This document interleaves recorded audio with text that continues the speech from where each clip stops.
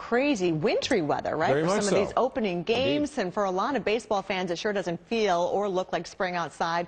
Weather can have a huge financial hit on baseball, and most teams use weather forecasts to help manage the impact. Here to discuss from the weather company is our friend, meteorologist and business expert, Paul Walsh. Good to see you this morning, Paul. Good morning, Kelly. So just how big of a financial impact does weather have on baseball?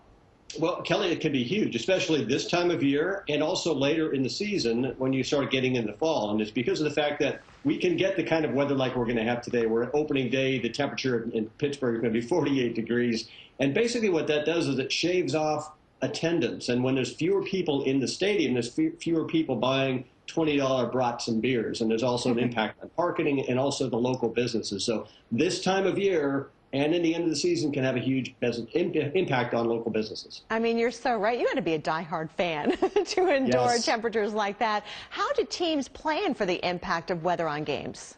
You know, it's interesting. A lot of the teams, I would say most of the teams actually have commercial weather providers. So they actually look at the weather forecast. They look at lightning strikes. So they have lightning detection systems so they can warn the audience. And they use that to basically help obviously decide whether or not to postpone or cancel a game, but also to prepare the players, and the coaches can use that information to also help the players prepare for the conditions that they're going to expect during a game. I was going to say player performance probably comes into play here.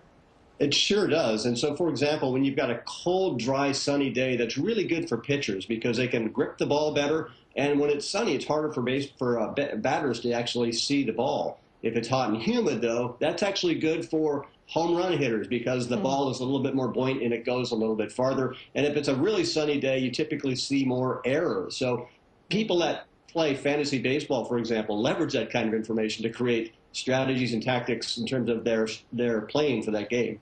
Good to have that inside weather info. All right, thank you so much, business analyst and meteorologist Paul Walsh. We really appreciate it. Coming up here.